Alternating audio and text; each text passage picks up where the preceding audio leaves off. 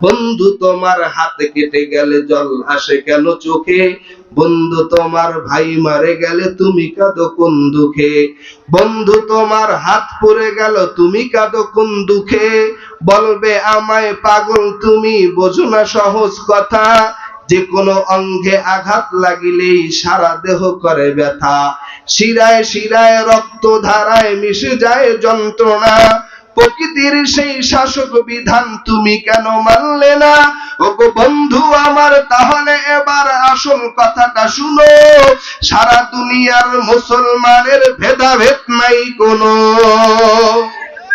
আস্তে করে এখন জোরে বলেন ঠিক কিনা। উত্তর হাতে দক্ষিণ মেরু সকল মুসলমান, সাদা কালো আর ধনী গরিব এক দেহ এক প্রাণ। ঠিক।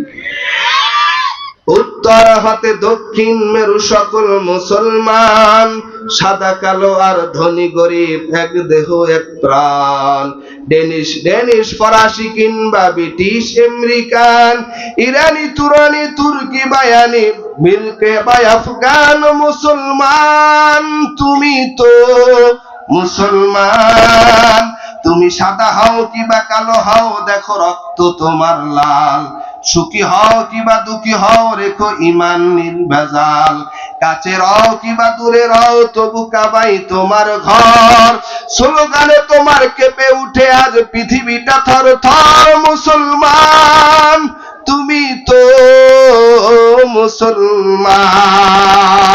কথা বলেন ঠিক কিনা। মুসলমান তো এই জাতি যেই জাতি শাহজালাল ইয়ামানি রহমাতুল্লাহি আলাইহি ভারতের জমিনে আসছে, তো রাতের আধারে নাসিরউদ্দিন আউলিয়া নাসিরউদ্দিন ওলি রহমাতুল্লাহি আলাইহি আল্লাহু আকবারের আওয়াজে গৌর গোবিন্দের রাস প্রসাদ ধ্বংস হয়ে গেছে। কথা বলেন ঠিক কিনা। মুহতারাম হাজিরিন, আল্লাহ বলেন ইয়া আইয়ুহাল্লাযীনা আমানুত্তাকুল্লাহ, আল্লাহকে ভয় করো। পৃথিবীর মানুষ অন্যায় অপরাধ থেকে যদি বাঁচতে চাও ভয় করতে হবে কাকে? আর সোজা কথা বলো, সত্য কথা বলো। এই কারণে এই সোজা কথা আর সত্য কথা বলার জন্যই রাসূল আকরাম নবিয়ুল আরব ওয়াল আজম জনাবে মুহাম্মদুর রাসূলুল্লাহ সাল্লাল্লাহু আলাইহি ওয়াসাল্লাম ১৫০০ বছর পূর্বে হাদিস বর্ণনা করেছেন। আল্লাহর রাসূল বলেন قال النبي صلى الله عليه وعلى آله وسلم أربع إذا كن فيك فلا عليك ما فاتك الدنيا। ও দুনিয়ার উম্মত, এই জমিনের ভিতরে তুমি যদি সব কিছু হারায়া ফেলাও, ভাই হারাও, বন্ধু হারাও, মা হারাও, বাবা হারাও, সব হারাইবা, কিন্তু চারটা জিনিস তুমি হারাইবা না। চার জিনিসকে যদি বন্ধু বানাইতে পারো, মদিনাওয়ালা নবী বলেন দুনিয়ার সব হারাইবা কিন্তু চার জিনিস যারা বন্ধু বানায়া রাখবা, মায়ার নবী বলেন তুমি দুনিয়া হারাইতে পারো কিন্তু মালিকের তৈরি জান্নাত হারাইবা না। আরবাউন ইযা কুন্না ফীকা ফালা আলাইকা মা ফাতাকাদ দুনিয়া। এক নাম্বার নবী বলেন হিফজু আমানাতিন, তোমরা আমানতদার উম্মত হয়ে যাও, আমানতদার গোলাম হয়ে যাও, আমানতদার বান্দা হয়ে যাও। আমানত এমন এক দামি সম্পদ। মদিনাওয়ালা নবী বলেন ক্বালান নবী সাল্লাল্লাহু আলাইহি ওয়াসাল্লাম লা ঈমানা লিমাল্লাহ আমানাতা লাহু ওয়া লা দীনা লিমাল্লাহ আহদালা। মায়ার নবী বলেন যার ভিতরে আমানতদারি নাই তার ভিতরে ঈমান নাই, যে ওয়াদা করে ওয়াদা ঠিক রাখে না তার ভিতরে দ্বীন নাই। কার কথা? নবীর কথা। নবী বলেন যার ভিতরে আমানতদারি নেই তার ভিতরে ঈমান নাই। এক নাম্বার উম্মত আমানতের হেফাজত করো, আমানতের হেফাজত করো, হিফজু আমানাতিন। দুই নাম্বার ওয়াসিদিকু হাদিসিন, তোমরা সত্য কথা বলো, সোজা কথা বলো। সত্য কথা বলার মানুষের বড় অভাব। আজ মানুষ সত্য কথা বলতেই চায় না। কথা বলেন ঠিক কিনা। সত্য কথা বলো হে যুবক। আজ মা বাবা সন্তানের সাথে সত্য বলে না, সন্তান মা বাবার সাথে সত্য বলে না। জমিনের ভিতরে সত্যের বড় অভাব। মায়ার নবী আমার ১৫০০ বছর পূর্বে বলেন ক্বালান নবী সাল্লাল্লাহু আলাইহি ওয়াসাল্লাম আস-সিদকু ইউদি ওয়াল কিযবু ইউহলিক। সত্য মানুষকে বিজয় করে দেয় আর মিথ্যা মানুষকে ধ্বংস করে দেয়। আজ আমরা সত্য বলতে পারি না। সত্য বলার দরকার আছে না নাই? সত্য বলার ভিতরে কামিয়াবি, মিথ্যা বলার ভিতরে নাদানি, নাফরমানি। যুবক আল্লাহর গোলাম, আজ আমরা সত্য বলতে পারি না। আল্লাহর রাসূল বলেন উম্মতের দল, তোমরা পাক জবানের মালিক হও, সদা সর্বদা সত্য কথা বলো। এই জমিনের ভিতরে গুনাহের কিছু ফ্যাক্টরি আছে, আর বর্তমান জমানায় গুনাহের বড় ফ্যাক্টরি হইল মোবাইল। এই মোবাইলের ভিতরে এমন গুনাহ হয়, সেটা হলো মিথ্যা সাপ্লাই দেওয়া হয়। কথা বলেন ঠিক কিনা? জমিনের ভিতরে যত সাপ্লাইয়ের কারখানা আছে, সবচাইতে জমিনের বড় মিথ্যা সাপ্লাইয়ের কারখানা হইল জমিনের ভিতরে মোবাইল। এই মোবাইলটা মিথ্যা সাপ্লাই দেওয়া হয়, মোবাইলের ভিতরে শত মিথ্যা কথা বলা হয়। যদি বলেন আছেন কই, এই জায়গায় থাইকেই বলবে আমি আছি বহুদূর। কথা বলেন ঠিক কিনা? আছে কোথায়? বলে বাঁশের গাঁও, বাঁশিরা গ্রাম। কয় না বাঁশিরা গ্রাম না, আমি তখন মুক্তারপুর ব্রিজের ভিতরে বসে আছি। এরকম মিথ্যা সাপ্লাই দেওয়া হয়। আল্লাহ রাসূল বলেন ওয়াসিদকু হাদিসিন, তোমরা সত্য কথা বলো, জবানকে সত্য বানাও, জবান দ্বারা মিথ্যা বলবা না। এ যুবক আল্লাহর গোলাম, ইমাম জুরখানি রাহমাতুল্লাহি আলাইহি মুয়াত্তা মালিক লিখেছেন। এই মুয়াত্তা মালিকের ব্যাখ্যা গ্রন্থের ভিতরে একটা ঘটনা উল্লেখ করেছেন। ইমাম জুরখানি রাহমাতুল্লাহি আলাইহি বলেন, ওই মদিনার জমিনের ভিতরে, মদিনা শহরের পার্শ্ববর্তী বস্তি এলাকার ভিতরে একজন মহিলা মারা গেছেন। একজন মহিলা মারা যাওয়ার পর এই মহিলাকে যখন গোসল করাইতে হবে, আর একজন মহিলা আসছে গোসল করাইবার জন্য। গোসল করাইতে আসছেন, গোসল করাইতেছেন। শরীরের ভিতরে যখন মৃত্যু মানুষকে গোসল করায়, ওই আল্লাহর বান্দি যিনি গোসল করাইতেছেন, তিনি মনে মনে একটা চিন্তা, কুচিন্তা আনলেন। গোসল করাইতেছেন, গোসল করাইতে করাইতে হাত যখন ওই মৃত্যু মহিলার উরুর উপরে আসছে, ওই সময় তিনি মুখ দ্বারা বলে ফেলল, এই মহিলা এমনটা জেনাখোর মহিলা, এই মহিলা এমন ওই পুরুষের সাথে জেনা করেছেন, পুরুষের সাথে জেনা করেছেন। সাথে সাথে ওই মহিলার হাতটা মৃত্যু মহিলার শরীরের সাথে অ্যাডজাস্ট হয়ে গেছে, মহিলার শরীরের সাথে অ্যাডজাস্ট হয়ে গেছে। মুয়াত্তা মালিকের ব্যাখ্যা গ্রন্থে উল্লেখ করা হয়, আল্লাহর বান্দির হাত যখন মহিলার সাথে লেগে যায়, এখন আর হাত নাড়াইতে চাড়াইতে পারে না, হাত আর বের করতে পারে না। যেদিকেই যায় সেদিকেই হাত অ্যাডজাস্ট হয়ে গেছে, মৃত্যু লাশও যায়। দীর্ঘ সময় অতিবাহিত হচ্ছে, বাহির থেকে আওয়াজ দেয়, কেন আপনি গোসলের কাজ সম্পন্ন করেন না? আল্লাহর বান্দি চোখের পানি ফেলায় ডাক দিয়া কয়, বোন, আমি তো এখান থেকে বের হইতে চাই, কিন্তু বের হইতে পারি না। আমার হাত তো মৃত্যু ব্যক্তির হাতের সাথে লেগে গেছে। মানুষজন ছোটাছুটি শুরু করেছেন, আলেমের কাছে যায়, ইমামদের কাছে দৌড়ায়, শায়েখদের কাছে দৌড়ায়। এক একজনে এক এক পরামর্শ দেয়। একজনে বলে আপনার হাতটা কাইটা দেন, এরপর আপনার কাইটা হাত, কাটা হাত আপনি বের হয়ে যান, বাকি হাতের সাথে আপনাকে ওই মৃত ব্যক্তিকে দাফন করে দেওয়া হোক। আল্লাহর বান্দি বলে না, আমার আপনজনরা ডেকে বলে না, আমার এই বোন তো উপকারের জন্য আসছে, গোসল করাইতে আসছে, কেন আমি তার হাত কাইটা দিব? না, তার হাত কাটা যাবে না। আর একদল বলে তাহলে মৃত্যু ব্যক্তির পা কেটে দেওয়া হোক, এরপরে মৃত্যু ব্যক্তিকে দাফন করা হোক। মৃত্যু ব্যক্তির আপনজনরা ডেকে বলে না না, তাকে কাটা যাবে না, কাটা ছিঁড়া করে তাকে কবরের ভিতরে রাখা যাবে না। মানুষজন পেরেশান হয়ে গেছে, সমাধান খুঁজে পায় না। এই জমিনের ভিতরে এমন মিথ্যা তহমাত দেওয়া মানুষ আছে না নাই? মসজিদের ইমাম সাহেব 5 ওয়াক্ত নামাজ ঠিকভাবে আদায় করতেছেন, মসজিদে আজানও দেয়, কিন্তু অনেক মুসল্লিরা এমন আছে বাহিরে বৈশা সমালোচনা শুরু করে, এই ইমাম সাহেব আজকে মনে হয় মসজিদে নাই, আজান হইতে কেন দেরি হয়েছে?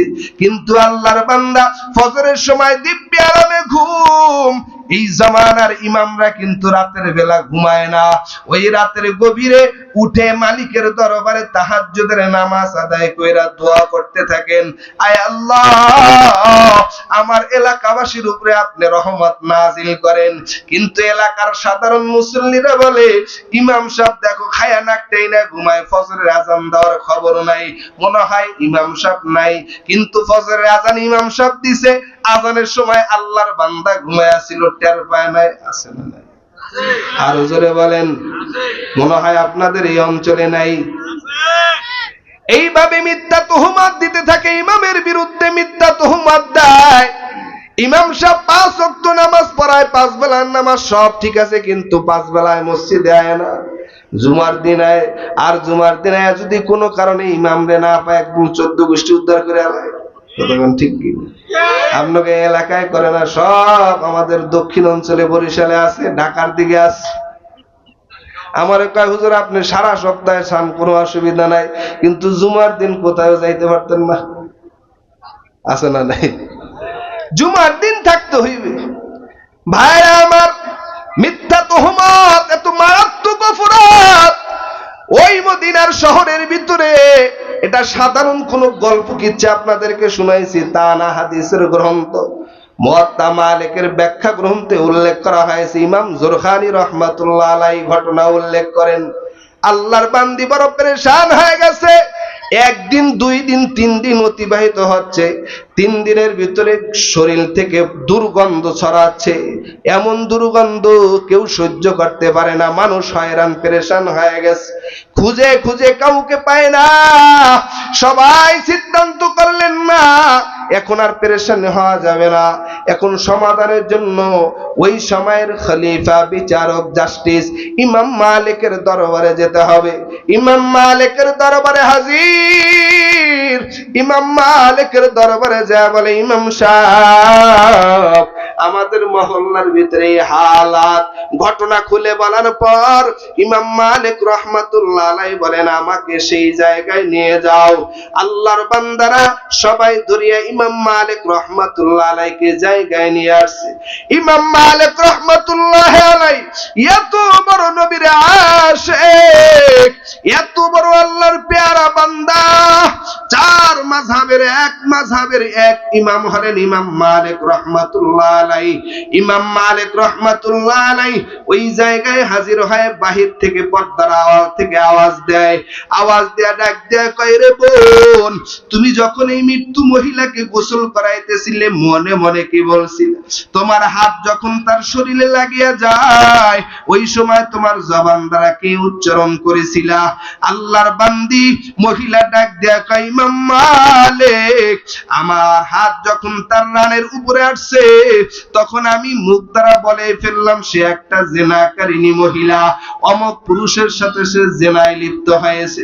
ইমাম মালিক রাহমাতুল্লাহ আলাইহি বলেন, ও আল্লাহর বান্দি, তুমি যে তাহাকে জিনাকারের তোহমাত দিলা, অপবাদ দিলা, তোমার কাছে কি তিনি জেনার কথা স্বীকার করেছেন নাকি? আল্লাহর বান্দি বলেন, না। তাহলে এই জেনার পক্ষে 4 জন সাক্ষী আছে নাকি? বলে তাও নাই। জেনা করছে কেউ দেখছে নাকি? বলেন না, আমার কাছে কোনো দলিল প্রমাণ নাই। তাহলে তুমি কেমন করে বললা সে জেনাকার?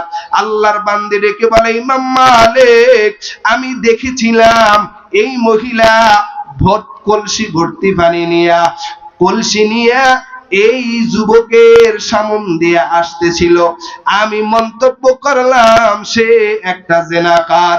আল্লাহর আশিক, নবীর আশিক ইমাম মালিক কুরআনুল কারীমের আয়াতে কারিমা তেলাওয়াত করেন, ওয়াল্লাযীনা ইয়ারমুনাল মুহসানাতি সুম্মা লাম ইয়াতু বিআরবাআতি শুহাদা আফাজলিদুহুম 80 জালদা।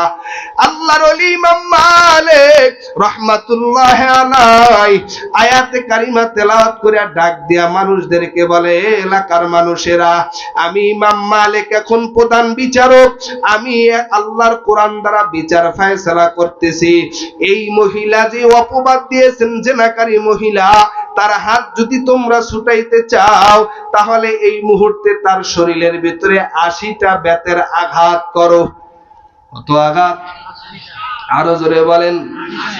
কেউ যদি মিথ্যা তুহমত দেয় দলিল প্রমাণ ছাড়া, একেবারে ভিত্তিহীন কথা, যার ভিতরে কোনো ভিত্তি নেই, এই মিথ্যা তুহমত যারা দিবে, কোরআনের আইন হইল তাকে 80টা দৌড়া মারা।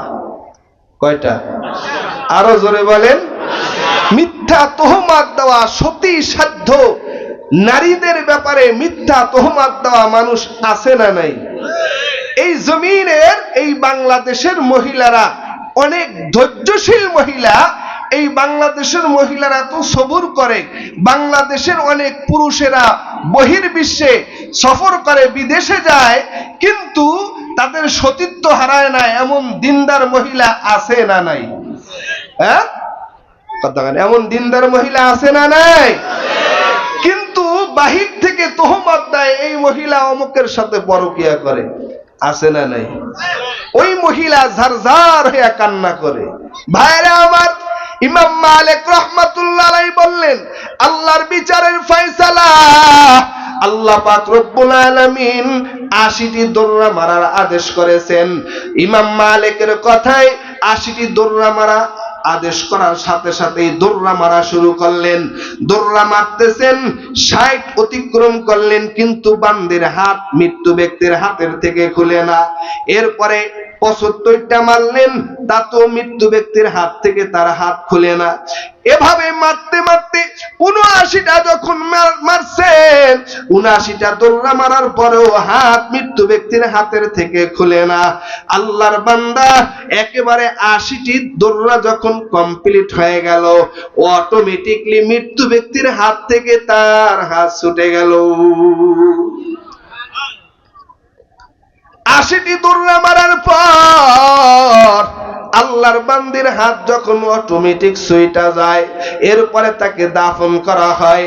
মদিনাওয়ালা নবী বলেন, ওয়াসিদকু হাদিসিন, তোমরা পাক জবানের মালিক হয়ে যাও, সত্য কথা বলো। এ যুবক আল্লাহর গোলাম, আজ আমাদের ভিতরে সত্য কথা নাই। আওয়াজ করে জানতে চাই, সত্য বলবো না মিথ্যা বলবো? এখন তো 5 টাকার বিনিময়ে আমরা মিথ্যা কথা বলি। একটা 16 টাকা দামের সিগারেট খেয়েও মিথ্যা কথা বলি। মিথ্যা সাক্ষী দিয়ে একজনের জমিন আর একজনকে মালিক বানায় দেই। কথা বলেন ঠিক কিনা? এই জমিনের ভিতরে এত মিথ্যার সয়লাভ। আমার কাছে ওই দিন আমি ভবিষ্যৎবাণী করে একজনকে বলেছিলাম, যেই দিন এই জমিনের ভিতরে আল্লাহর ওলি, কোরআনের পাখি, সারা বাংলাদেশ না সারা পৃথিবীতে ঘুরে ঘুরে যিনি কোরআনের দাওয়াত দিয়েছেন, কোরআনের পাখি আল্লামা দেলাওয়ার হোসেন সাঈদী রহমাতুল্লাহ আলাইহি, যেই দিন এই